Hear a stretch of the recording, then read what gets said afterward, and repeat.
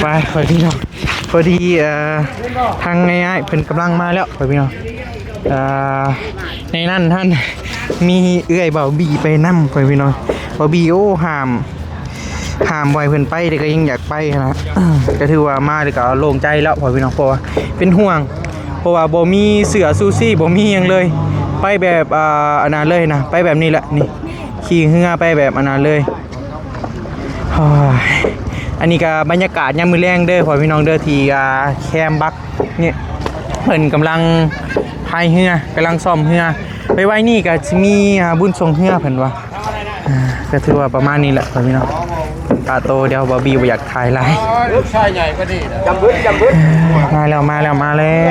นี่นี่บายดีแต่งเมียลุงยาวก็คือว่าข้าเจ้าจะขี่เรือเข้าไปพูดแหละหมู่บ้านนั้นต้องขี่เรือไปจึงไปได้นะเพราะมันต้องขับบ้านยังก่อพอสบายดีเด้อโดยบ้านลำเทนถึงน้ำท่วมเลยต้องได้ขี่เรือเข้าไปนั่นมันเข่าบ่ได้เนาะโดยอย่าไปใกล้ก็ถือว่าเพิ่นก็มาแล้วมันเป็นหมู่บ้านใหญ่บ่พอเข้าไปร้อยไปราคาโอ้ก็หลายเติมเนาะโดยก็ถือว่าเพิ่นออกมาบ่ได้เนาะออกมาบ่ได้เพราะมันน้ำมันขึ้นแห้งเด้เรือโดยต้องใส่เรือเนาะไปลำเลียงเข้าไปโดยอุปกรณ์บุญนี่ด้นบ่บุญส่งเรือนี่เดือนหน้าโอ้เดือนหน้าเอาเรือใหม่แล้วมีที่นึงอยู่นี่มีบุญส่งเรือน้ำเนาะโดยเรือส่วนต่อยว่าสิเอาที่นึงเอาเบิ่งโดยในบ้านนี่ก็มีเรือ2ลำนี่โดยเดี๋ยวพุ่นแหละบุญจิกสิมาลินเด้อพอเด้อโดยมาเด้อโดยโอ้ยมาแล้วพอพี่น้อยคิดนำเพิ่นอยู่เพราะว่าบ่วี่ห้ามจังได๋ก็บ่ฟังเพิ่นก็ไปแบบก็เลยว่าโอเคว่ะไปก็ไปว่าเพราะว่ามันบ่มีเสื้อชูชีพบ่มีระบบเซฟตี้ก็ยังเลยนะก็เลยเป็นห่วงไปเยอะคนเด้อเยอะมาเด้อคนเด้อปลอดภัยไปมาไปเอ้ยมาแล้วพ่อพี่น้องบ่เกี่ยวตีจังกล้าไปนี่ใจใหญ่กว่าตับแห้งเลยโอ้ตั้งดื้อโดยอยู่นี่มีแห้งได้ว่าโอ้ยบอกว่าอย่าไปดื้อแห้งเลยเชือกมาเป็นอะไรโอเคประสบการณ์บอกโอ้ยเจาะคิดน้ำอยู่พี่น้อยสวยได้หายใจอยู่แต่บาบี้บ่อยากให้ไปจนเห็นตรงนี้ใส่บาบี้เลยเป็นอะไรโอ้ยลงไปแล้วบ่ยาวไปนาวเอาก็ว่าสิไปอยู่เพิ่นบ่ให้ไปแม่นเป็นอะไรมึงน้ำท่วมเฮ้ยสบายดีใช่สบายดีของเงินในเขียนนึงสุดเลยแม่นบ่ก็แม่บ่เที่ยงโดยเขาน้ำท่วมทุกเห็นมาลังเทนนะว่าเห็นแต่ในยูทูบเนาะโดยถ้ากันงานก็บ่เห็นแต่ในยูทูบมาสิถือไว้ให้ดอกกระเป๋ายันนำก่อนคำผ่านจงสิผ่านอย่างเดียวโอเคจะเคาะซูเปอร์ร้อยลิโอ้ยมีแห้งแล้วพี่น้องบายมีแห้งแล้วโอ้ยเอาน้ำมาส่วนน้ำอยู่ไว้พี่น้อยทุกระดับประทับใจให้แต่ผู้ให้บัตรยังอีกน้ำเยอะเนาะเจ๊เขาบริกินน้ำฉันหน่อยใจเช่นนี้มีอยู่คนอยู่ได้มีคนน้ำเกิดไปเห็นได้เข้าบัตรดินุ่มนิ้วกันพูดนะพูดเมื่อก่อนมื้อนี้เดี๋ยวอื่นจังว่ากันโดนจะชิดน่าจะสั่นขึ้นมันพุทธไปทางใดแม่จังว่ากันแต่ว่าเฮาสิไปภายในหมู่ใกล้ไปเช้าเย็นกลับนั่นแหละเมื่อหน้าบ่ดื้อโพดบ่ไว้โอ้ดื้อโพดถามแล้วกว่าถ้าเบิ่งตามคลิปแล้วโดยมาเตียงมาไ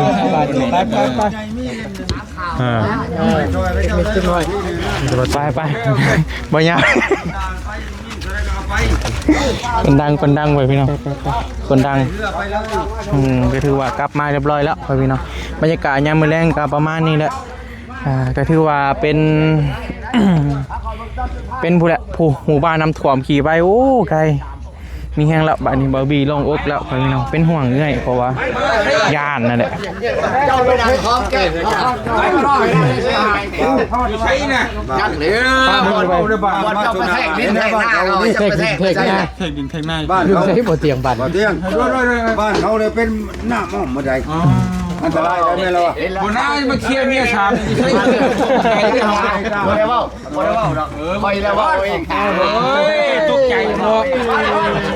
มาย่างเรื่อยๆเด้อบุญสูงเรื่องเมื่อตะก่อนแล้วพอเท่าไผ่แล้วก็เท่าไผ่เขาจะได้พอเท่าไผ่โอเคเลยแล้วที่นาจะเอาเรือไปลงเลยไปบ่เนาะคือบ่บ้านเขามาฮอดทางสะพานเรียบร้อยเนาะเพิ่นพากันไปเบิ่งน้ำเบิ่งใน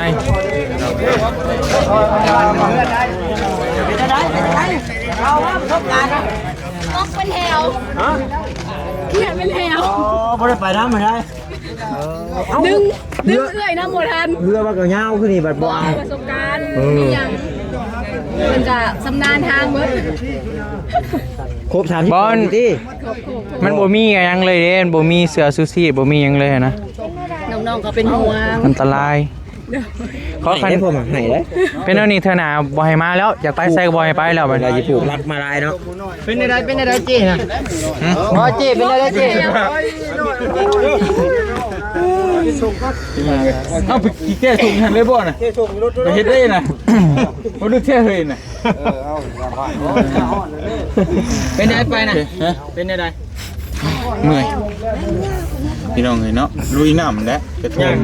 ย่างแล้วพอดีเพียงหัวเข่านี่มันพอกระเทินนะไปสมมุติว่าสิผู้ที่เพิ่นอยู่แล้วก็นะก็ใส่ที่นี่ก็ใส่เฮือแล้ว โดน อยู่ สัญญาณมีป่ะ มี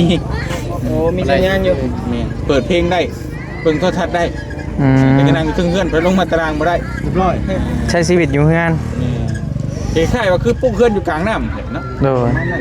ครั้งแรกบ่เลย เป็นยังไงให้ไปทำซะหน่อย ครั้งแรก น้ำมัน ถ้าไปลงขี้ต้มกะมี น้ำมันใหญ่สำหรับครั้งแรก ที่ต้มน้ำนองใกล้ชิโน่นั่นไปเกือกขึ้นมานะโอ้ยนั่นแหละ ตอนไปกับเซียวเต๋อไหม ตอนมาดิ ก็เว็บอยู่ หน้าพ่อพี่ ตอนมาดิเป็นยังห่วงเอ้ยบ่ บ่จันเด้เป็นห่วงเพิ่นเด้แล้วก็เป็นห่วงเอ้ยนะถูกแล้วบอกบ่ให้ไปบ่ให้ไป โบได้ไหนสิสิโบยก แลดขึ้นก่อนหมู่ แลดขึ้นบนหมู่เพื่อสิ อยากไปเห็นอยากไปเห็นได้เห็นแล้ว ประสบการณ์ใหม่ ประสบการณ์ใหม่ปกติ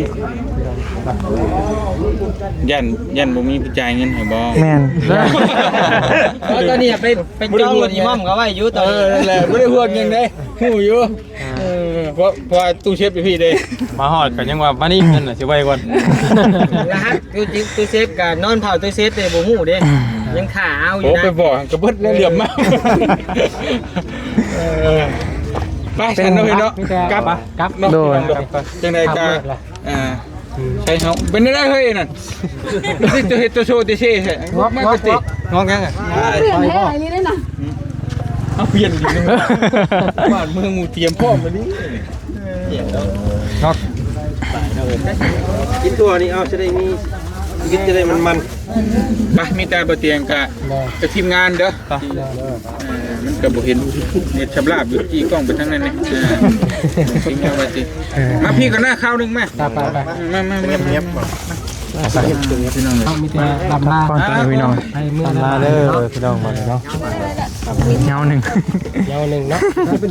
อเฮ้ยยังเอายังมีน้ำเมื่อยเลยโดยสบายดีเด้อเข้าไปมาอีกโดยมาอีกแล้ว งานตัวเรือบ่ได้จะมางานตัวเรือปัตตะมวงนี่สิลงน้ำเพชรดอก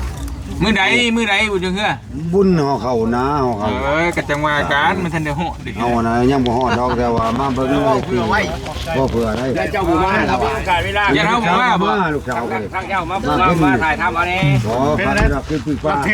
โอ้นักเติบอยู่ นักใด นักแล้ว บ้านน้ำเอาบ้านแล้วกัน น้ำอ้อมเลยได้บ้านนั้นจะได้โน่นได้น้ำตัวนี้คือสิได้ลง ขา ไป ด ก็ ตัดขาดเลยเนาะ ขาดแล้วบ่ตรวจไปบ่ได้ มีแต่เอาเรือไปมือ น้ำเขาละเตรียมแต่รุ่นก่อนฝนตกแล้วเขาพายุมาแล้วเขาเอาน้ำมากิน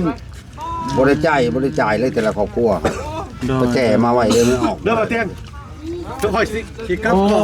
ขอบใจเด้อกันคือกัน บ่เป็นจัง เฮาก็สิเข้าคือกัน ผมขอบใจใคร พ่อคุยกันเด้อ กันดาค่ะ ได้กัน มาหนาผ้า ทำไมเนาะ แม่ อาชีพผลิต จะไปละเพศก็ไปสุดาเอาเพื่อน งานโชว์เฮือนี่ก็เชิญมาห่วมบ่ทุกคน ให้ห่วมได้เชิญมาได้จะว่าได้สินบเด้อมาห่วมกันนี่เอาบุญ บ้านนี้ก็ต้องได้มาเด้อเลยเนาะ มาแล้วมาได้มาเห็นกันเลยเด้บ่เคยจะบ่คำบุญมาบ่เคยมาบ่เคย ได้มันบ่ไกลนะชิโน่นี่ โอ้ยไปเองแล้วสิโน บ่ไกล โอ้ย อยู่ชิโน่เบิดนำมันนี่ ไปครับไป บ่ยาก เพิ่นก็ยังสิได้ลงเพชรมาลาย มาลงจะยิงสร้างกระแสเนี่ย โด สร้าง ย กระแสจะได้ยินสื่อเสียง โดย มันจะสมบูรณ์ นี่ตัวจริงเบานูลูกเคยลากับมาตะกี้ได้กินแต่เบานูคนละขลาปีนึงแล้ว เมืองนอนอยู่นี่ ปีที่2สิมาอีกบ่นูลูกเคยลา มื้อนี้จะมีแต่มา ลงชีวิตอยู่สวรรค์นั่นก็ เอ้ย เป็นสมภพเลยอยู่ บ่ว่าเรียกลูกเคยลาบ้านมา จอ มาได้ลูกสาวเด้อ โดยแม่ บุญอยู่แล้วอยู่บ้านอยู่เมือง ชาได้คนชาได้มันยัง บ้านบุญออก อยู่เข้าไปในบ่อน แท้พระเราได้ขอบใจ นั่นคือ เอ้ยได้สำเร็จ เขา ดีใจ ที่นะไปสอบเลย เพราะมันพร้อมกันวัดทุกบัดเดียวคุณทั้งที่บัดเลย ได้บ่ไป เมื่อเอาไปลงว่าได้ทำมา อันตราย เจ้าไปลำพันเลย เนี่ยลำพันแล้วก็ เออลำพันก็ เรือไปซอยอยู่ลำพันได้มื้อละโอ้ยบ่เที่ยงลงลำพันแล้ว ไปเบิ่งตัวจริงอันตรายล่ะเส้นดอนเดียวใดงอควายก็อยู่นั่นแหละ มันอยู่ในวงในเลย ตายเลย มันหนักข้อมไปบ่ได้ ไปชายสุดดิไปบ่ทั่วได้มาพี่ก็บ่ได้บ่ได้ อาศัยเรือพาไปลำที อันตราย โอเคเนาะ โดย ชาติหน้าพมันควันยืนเด้อ มันยืน มันจะลายเด้อ ไปเดี๋ยวไปเนาะลำลาไปไว้พี่น้องเด้อเฮาไปไปไปสิกลับก่อนไว้พี่น้องเพราะว่าตอนนี้มันก็ค่ำแล้วนี่บรรยากาศยามมื้อแลงประมาณนี้ กลับบ้านเด้ออยู่ดีไม่แห้ง เดินทางทุกคนจะที่ป่าถึงประการ คอยไปจะเก็บไว้ การไปการมาตลอดปลอดภัย บ่ได้กินข้าวกินน้ำนำเข้าไป ลูกดีใจนำแล้ว เป็นยัง ทำมือ